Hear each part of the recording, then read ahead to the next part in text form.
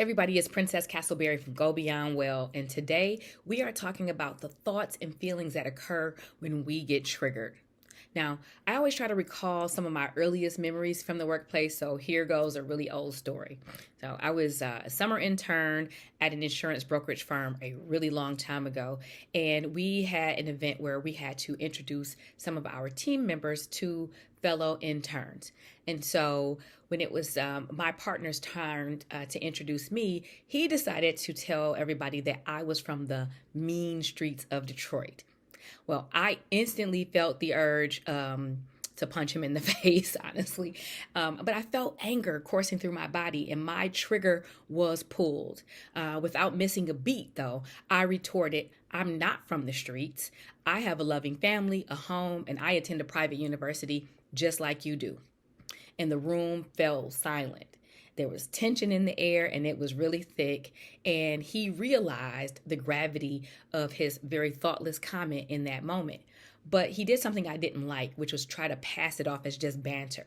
So he said, geez, calm down. It was just a joke. And he tried to downplay the situation. So, even though I had responded very quickly in that moment, I could not stop the storm that had brewed up inside of me. And it unleashed a whole series of thoughts and hurt feelings that lingered on way longer than that awkward moment. And so my teeth were clenched, my mind was racing, and I was conjuring up scenarios on how I was going to verbally dismantle the next person who dared to say something so ignorant to me. I replayed the incident over and over, wishing that I had a snappier comeback that would leave them even more speechless. Meanwhile, my day was completely hijacked by a whole storm of negativity.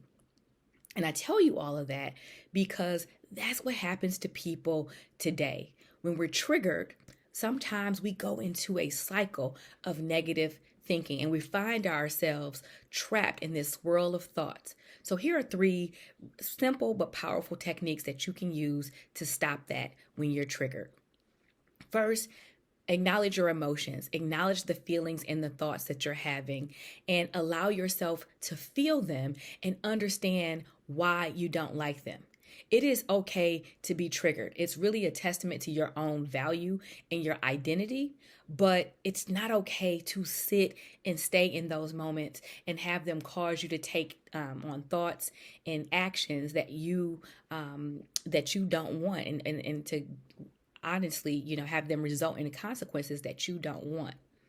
Now, next, and I always say this, that, take that moment to take a deep breath, inhale that calming air, and as you exhale, release the tension that you're holding on to your body. I literally remember clenching my teeth and like sort of balling up my fist because I was just trying to hold myself center. But doing those motions actually creates tension in my body. And so deep breathing is a simple way to soothe your nervous system and just bring yourself back to a calming center. Now comes the critical step in this whole process is that you need to confront the actual issue with courage and poise. Engage in a calm, honest conversation with the person that is responsible for triggering you. Express how you feel with your words and how they made you feel. Now, this might sound like a really huge challenge, and you might be thinking, why do I have to be the mature person? But this entire opportunity, every time you take a step toward resolving one of your triggers, that is a moment of growth for you and potentially for them. Now, keep in mind, the person that you're talking to might genuinely apologize to you, recognizing that they've made a mistake. And other people will unfortunately respond with retaliation or defensiveness or continue to try to downplay their actions and say that you're being dramatic. So regardless of the other person's reaction, do this for yourself. Have these conversations for yourself, for your own peace and for your long-term wellness. Treat each moment like an opportunity to not only educate others, but to foster empathy within yourself. Go beyond well.